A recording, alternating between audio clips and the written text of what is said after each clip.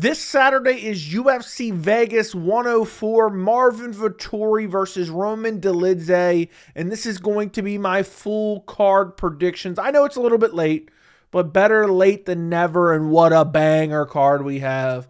What an amazing card at the UFC Apex. I cannot wait for the highly anticipated rematch of Marvin Vettori versus Roman Dolidze. The UFC is just outright spoiling us. Let's get into it, starting off with the very first fight of the night. We have Yuneisy Duben versus Carli Judice.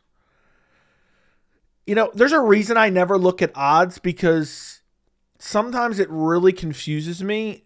I see these two as two super low-level women's MMA fighters. Somehow Carli Judice on Tapology is -500, heavy favorite. She's lost her last two fights against Gabriel Hernandez and Ernesto Caracate, but they were close fights where she mixed in grappling. She used decent striking as well, and she hasn't won a fight in the UFC, and she's 3-2. She's fighting 6-0.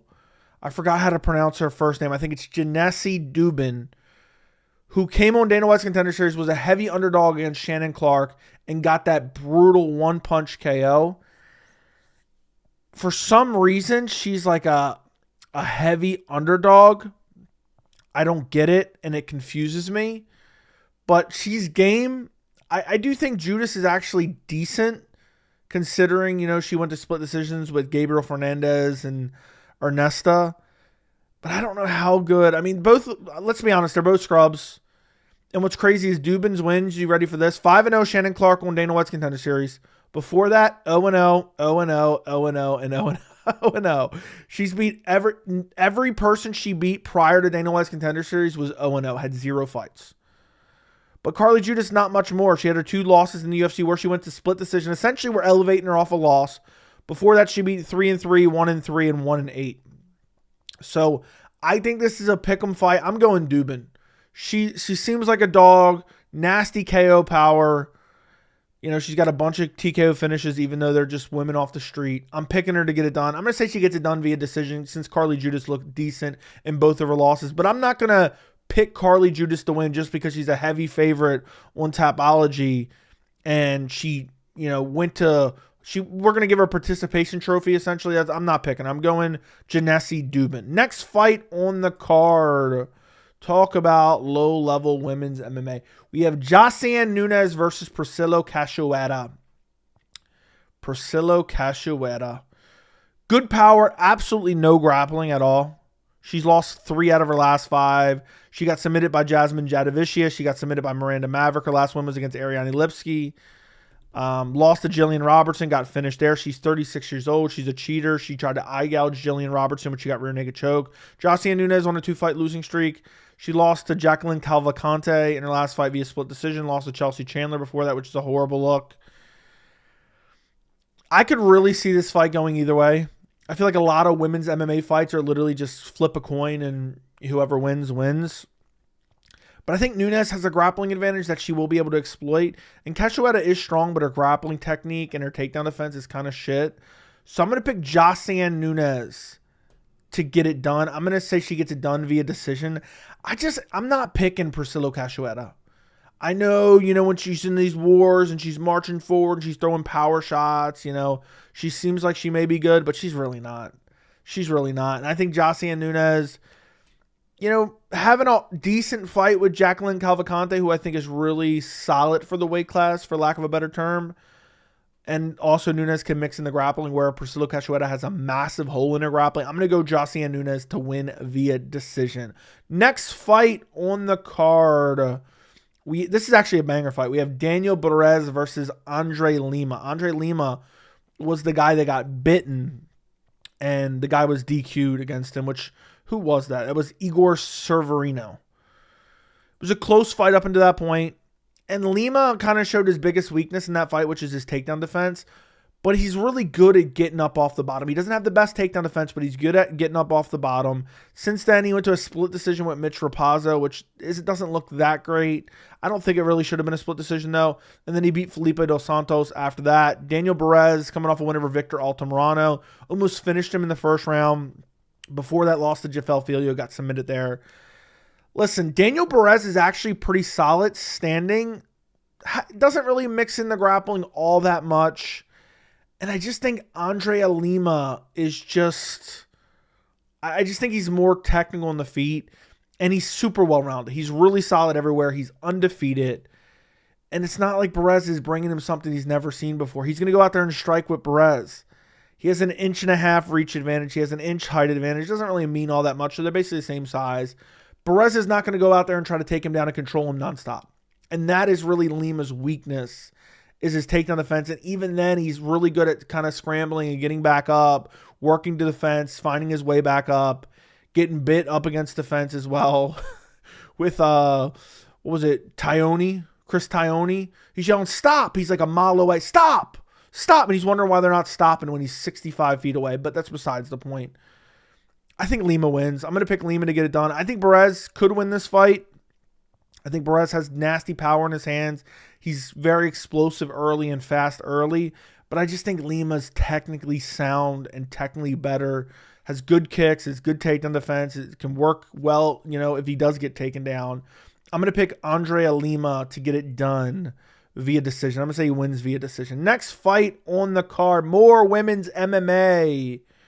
We have Stephanie Lucindo versus Sam Hughes. Yeah, Stephanie Lucindo versus Sam Hughes. Can't wait for this one, boys. To be honest, this is a pick'em fight.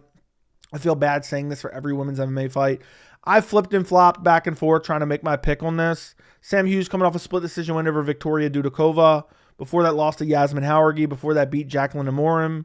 Before that, lost to Piera Rodriguez. Lucindo coming off a win over Talita Alencar after she had a draw with Talita Alencar on Dana White's Contender Series. They're both okay. They're both just okay, mediocre everywhere, average everywhere. Hughes has been around for longer, has more experience. She's 9-6. I just think, Lucindo's younger. She's 7 years younger, 25 to 32, almost 33. She's younger, has a reach advantage, has a height advantage, has decent striking, has decent takedown defense.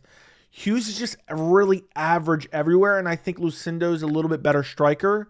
So I'm going to go Stephanie Lucindo to get it done. I'm going to pick her to get it done via decision. Does that shock you? Women's MMA decision? Yeah, I think Sam Hughes could get it done. Honestly, it's a coin toss. But I am going to go Stephanie Lucindo. I'm going to say 29-28 decision win. Next fight on the card. We have Carlos Vera versus Josias Musasa. Josias Musasa has a takedown defense problem. He got taken down repeatedly against Tanzlioev on Dana White's Contender Series. It's crazy how many names nowadays you got to try to be able to pronounce. But he ended up winning the fight. Every time he would work back to his feet, he'd be very explosive. He wouldn't be worried about the takedowns. He's 26 years old. He's got a 11-year youth advantage on Carlos Vera. Carlos Vera coming off a loss against Rinya Nakamura. That was a year ago. Before that, his last fight before that was almost 3 years ago. It was like 2.5 years ago. He hasn't been very active. He doesn't have a single win in the UFC. This is kind of a matchup where the UFC is just feeding a dead old body to a Dana White's Contender Series guy to build him up. Musasa has nasty power. He's super athletic. He's hard to hold down. I don't see Carlos Vera winning this fight. I just really don't. And Musasa has nasty KO power. And he has good cardio.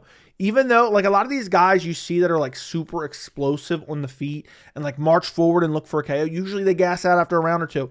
He did that all fight on Dana White's Contender Series, and he didn't seem to get tired at all. He went 3 hard rounds, won a split decision. I thought he won the fight. I just actually watched that earlier tonight. And I think he's going to beat up Vera on the feet, probably find a highlight reel finish, and Dana White in the UFC is going to get another guy they can promote from Dana White's Contender Series. It's a lot of what they try to do. They bring in these cheaper guys from Dana White's Contender Series. They feed him someone they can easily beat, and they build him up. I think Josias Musasa Vera's going to try to take him down. I don't think he's going to be able to hold him there. And Musasa is way better on the feet, has brutal KO power. I'm going to go Musasa first round KO over Carlos Vera. Next fight on the card, we have Seung Yu versus AJ Cunningham. If you remember AJ Cunningham, he was the sacrificial lamb against Ludovic Klein. Stepped in on short notice, got absolutely destroyed. He's from Arkansas. Before that, he was fighting real deal championships. He fought a guy who was 8-10 before he made his short notice debut against Ludovic Klein. Seung Yu was on road to the UFC. Looked decent in those fights. Had like one crazy trip. Like 2 fights ago, the split decision win over a guy's name I cannot pronounce right now. He had this crazy trip where he ended up jumping on his back after a trip to the ground. It was crazy. And then he has a win in the UFC against a guy whose name I cannot pronounce right now off the top of my head. Judice, I think it is. Something along those lines. Seung Yu, better striker in my opinion. AJ Cunningham doesn't have great grappling. I was watching an LFA fight. I think it was against Shea Connolly. I watched an LFA fight. He was getting taken down with ease in that fight. The only reason he won that fight is because Shea Connolly started the gas. And then after that, he's like trading wins and losses. Had a Dana White's Contender Series appearance against Stephen Wynn where he got brutally KO'd. I think this is another fight to build up a guy, a contender. You know, he's not from Dana White's Contender Series, but he's from road to the UFC. I think Seung Yu gets it done. AJ Cunningham's going to come out looking to find a kill early. That's what he did against Ludovic Klein, and then he got his ass beat. I think Seung Yu is going to grapple him early and often, control him on the ground. Even when Cunningham works his way to the feet, I think Seung Yu is good enough on the feet to land shots. I'm going to pick Seung Yu to get it done. I'm going to say he wins via decision. I could see him KOing him.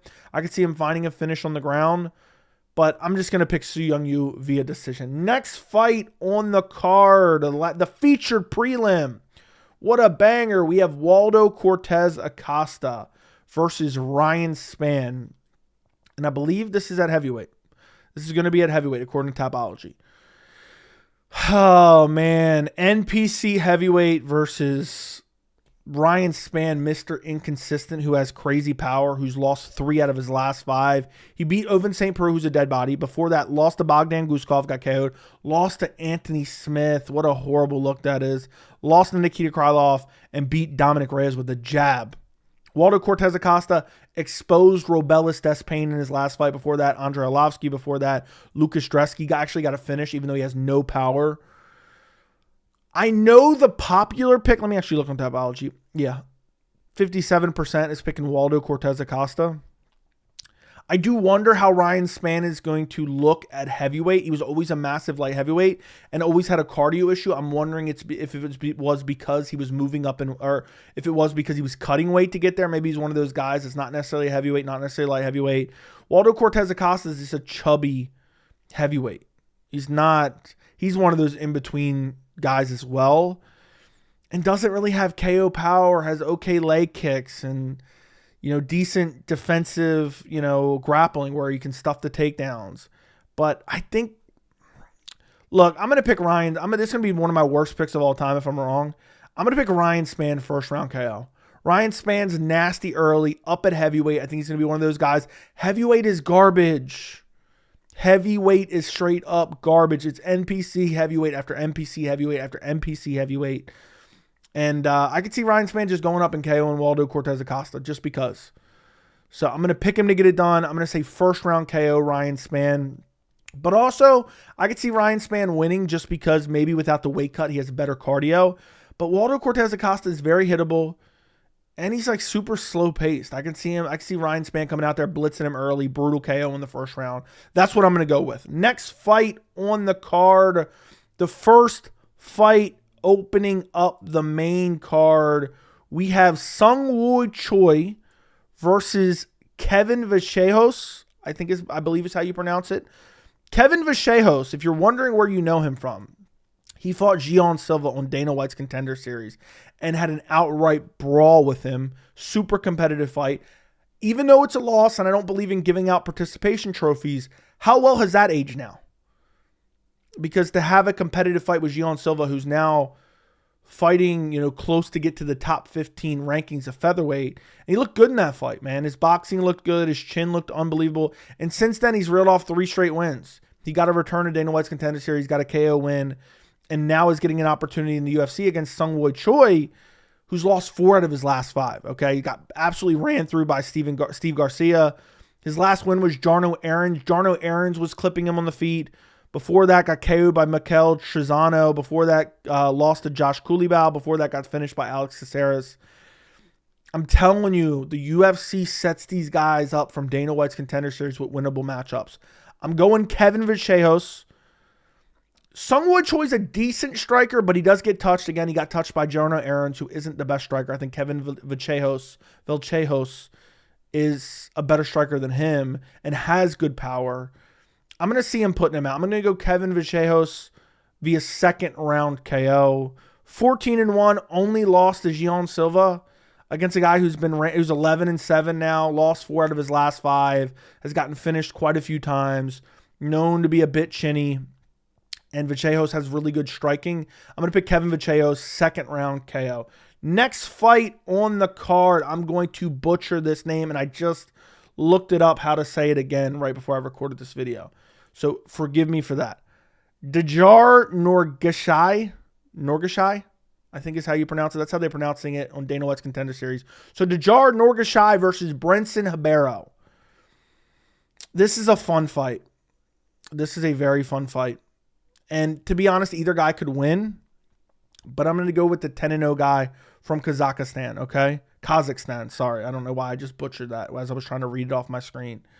27 years old, 10-0. Coming off of Dana White's Contender Series, KOing guys left and right. You have Brenson Ribeiro, win over Caio Machado via split decision. Lost to Magomed Gadziev Sulov. Got KO'd by Mingyang Zhang on his Dana White's, or not Dana White's Contender Series, on his UFC debut after Dana White's Contender Series. Beat Bruno Lopez, who is doing well in the UFC now. I just think, oh my god, I'm going to butcher his name bad. I have it kind of typed out. Nurgozhay. I think Nurgozhay.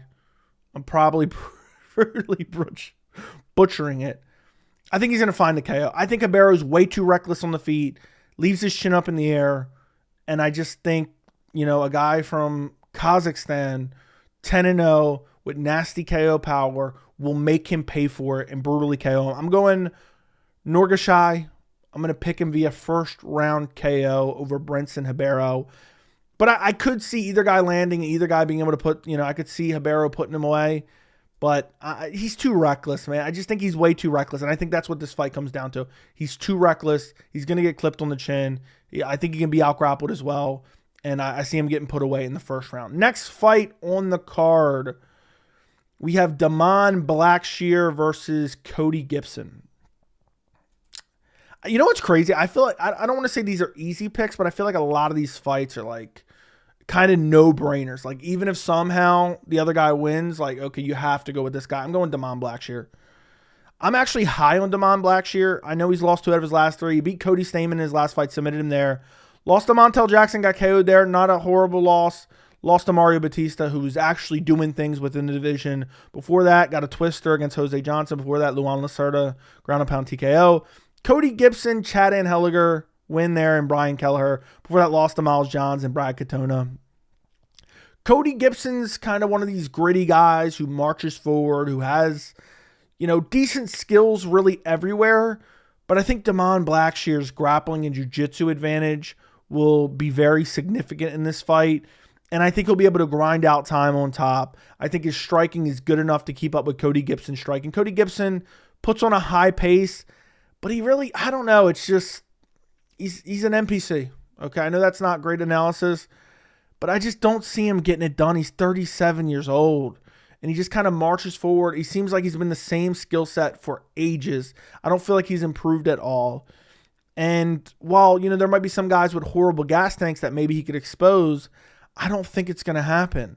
Miles Johns able to take him down. I think Damon Blackshear will be able to take him down. I think Damon Blackshear has a jiu-jitsu advantage. I think Damon Blackshear will be able to get top control and look for submissions, and I think he'll be more than okay on the feet, has good kicks as well. So I'm going to pick Damon Blackshear to get it done over Cody Gibson.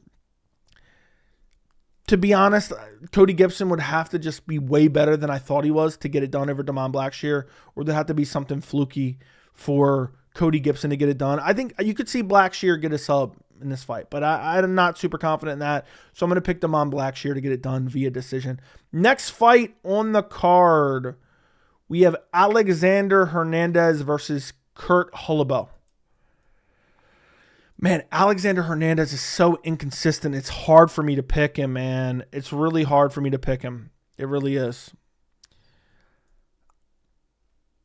Look, you have Kurt Holobaugh coming off a win over Kyan Kuczewski. Before that, lost to Trey Ogden. Before that, beat Austin Hubbard. That was the Ultimate Fighter finale. He's the Ultimate Fighter at 39 years old, damn near now. I guess he was 37 at the time. Has multiple stints in the UFC. Alexander Hernandez has been around forever, only 32 years old, but man, he's an old 32-year-old for MMA. He beat Austin Hubbard in his last fight, split decision, whereas Kurt Holobaugh finished him. Lost to Damon Jackson via split decision. Lost to Bill Algeo. Beat Jim Miller. Lost to Billy Q. And Alexander Hernandez is usually great in the first round, but then ends up fading. You know what? I feel like I've picked Hernandez so many times and he's just failed me. I'm gonna switch. I was gonna pick Hernandez. I tentatively have my Tapology picks locked in. I was gonna pick Hernandez. I'm switching to Kurt Holobaugh. Hernandez will probably look good in the first round, then lose 2 and 3. Kurt Holobaugh has good jiu-jitsu, good grappling, decent striking, decent stamina. And if Hernandez doesn't have a massive skill gap to take advantage of, it seems like he ends up doing decent in the first round and then looking like shit for 2 and 3. And he's taking a lot of damage. Doesn't seem like his heart's in it. I'm going to pick Kurt Holobaugh to get it done via decision. Close fight, controversial scorecards. I could even see Holobaugh maybe getting a sub in like the third round. Like third round rear naked choke for Kurt Holobaugh. I could see that as well because Hernandez's cardio is just dog shit, man. So unless he makes some significant changes, I don't see him getting it done. I'm going to pick Kurt Holobaugh to get it done via like a 29-28 close decision win after losing the first round. Next fight on the card, the co-main event. What a fight night card this is, boys. What an outright banger this is. Co-main event. We have Chidi Njokuani versus Elizeu Zaleski dos Santos. I like this fight, actually. It's not really co-main event worthy, but I guess at the UFC Apex it is nowadays. Elizeu Zaleski dos Santos is way better than anyone gives him credit for. So his last fight, it's against a guy who stepped in on short notice, Zach Scrotum. Let's just call him that. I'll throw that in as a little Easter egg for people who actually watch this prediction video. By the way, if you're watching this and you're not subscribed, go subscribe. Randy Brown.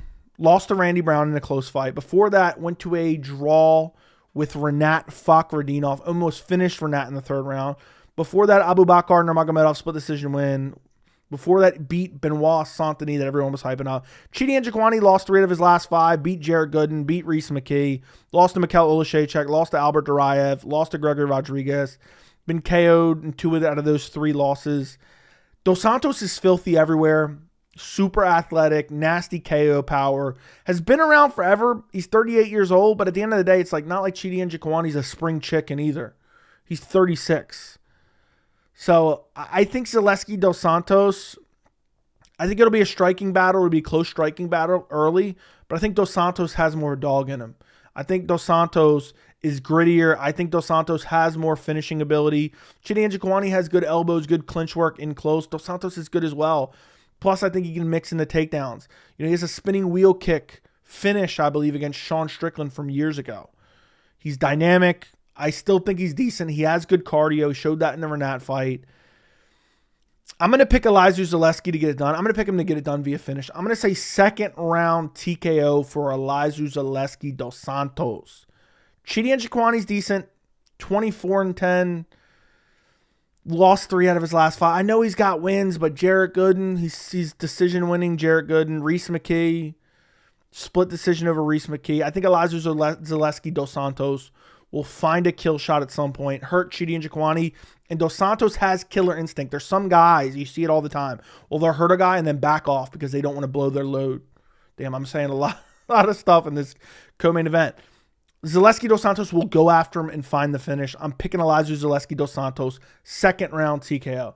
Next fight on the card, the main event, the one you guys have all been waiting for. We have backward pants Marvin Vettori versus Roman Dolidze. The rematch. Sorry, I didn't say that. Marvin Vettori, Roman Dolidze 2. The rematch. The Italian Dream versus the Caucasian. I don't know. First off, I got to be honest. I really don't give a rat's ass about this main event. I don't give a rat's ass about this card per se. It's an okay Apex card. You know, that's the you know, I don't even know what I'm trying to even say here. The level that some of the Apex cards have been on, you know, that this makes this an okay Apex card. This is a rematch. Marvin Vettori won the first one. Close decision. I think it was even a split decision if I'm not mistaken. No, it was unanimous. I picked Marvin Vettori to win that original one. I thought he won it. It was a close fight. Here's my thing. I want to pick Marvin Vettori. He's been out 2 years. He took an ass whooping against Jared Cannonier. He got victimized by Jared Cannonier. And his chin was almost a detriment. Like the way he was able to survive, he took so much damage. It makes me not want to pick him in this fight. Before that, win over Roman Dolidze. That's his last win, was 2 years ago against Roman Dolidze. Before that, lost to Robert Whittaker, got outclassed. Before that, beat Paulo Costa. Great fight, actually, by the way. It was 3.5 years ago. Where is the time gone? Before that, lost to Israel Adesanya. He thought he won. Roman Dolidze, since losing to Marvin Vettori, he's gone on to lose to Nasruddin Imavov, which has aged well. Beat Anthony Smith, which he should have, but up a weight class. And beat Kevin Holland, who's a scrub. My gut leans towards Marvin Vettori because I think he has more tools, and it is a 5-round fight. We know Vettori can go 5 rounds. And I'm going to regret my pick if I pick Roman Dolidze and I end up being wrong. But Roman was catching him clean with some big shots. And at some point, Marvin Vettori's chin's going to give out. And then his career is just going to be gone quick. I mean, his career is already kind of over, to be honest. Let's be honest. He's only 31, but he's putting his pants on backwards. Dolidze actually looked like he had good cardio in the first fight. I'm going to go with, drum roll please, drum roll please, drum roll please. I'm going to pick Roman Dolidze. I'm not picking a Marvin Vettori out for 2 years who took an hellacious beating that could alter his life. And I think Dolidze has decent... Oh, man. Dolidze's just so shit. He's slow. He's kind of plotty. He has good jiu-jitsu, but never really uses it. Marvin Vettori has good takedown defense. But I'm going to pick Dolidze to win. I think he's going to rock Marvin Vettori. He'll be able to use some low kicks. He has good low kicks. And I think Vettori is a changed man. I'm counting on Vettori to be a changed man since that Jared Cannonier whooping. I'm going to go Roman Dolidze to get it done. Has good power shots. And if I remember correctly in their first fight, I watched this the other day, it seemed like Vettori was worried about the power of Dolidze. So if Dolidze can pace himself and he has good cardio, 5-round cardio, which I'm not sure, I think he can go out there and clip up Vettori and land big shots. And even if Vittori's landing more volume, because Vettori is more of a volume guy, I think Dolidze can find those shots to win rounds. And I could see like Vettori winning around like 70-30 and then boom, last 20 seconds, Dolidze rocks him and steals the round. I could see a fight like that. And Dolidze's kind of preserving his cardio. I'm going to pick Dolidze to get it done via decision. I'm not ready to pick Marvin Vettori going out cold just yet. That may end up being what happens. But man, Vettori's mediocre everywhere. It's Marvin mediocre Vettori. He's just mediocre everywhere. And I don't think he's improved after a 2-year layoff. I think he's kind of checked out. He seems like he's got like a rich family or something. I don't know that. I'm just making that up. I'm going to pick... I don't like picking the 36-year-old Roman Dolidze who's already lost a fight to Marvin Vettori. But I'm not picking Vettori. 2-year layoff coming back from a catastrophic whooping from Jared Cannonier. So I'm going Roman Dolidze. I'll say 48-47 decision win for Roman Dolidze. Let me know what you guys think down in the comments. Don't forget to like the video, subscribe to the channel, and thank you so much for watching.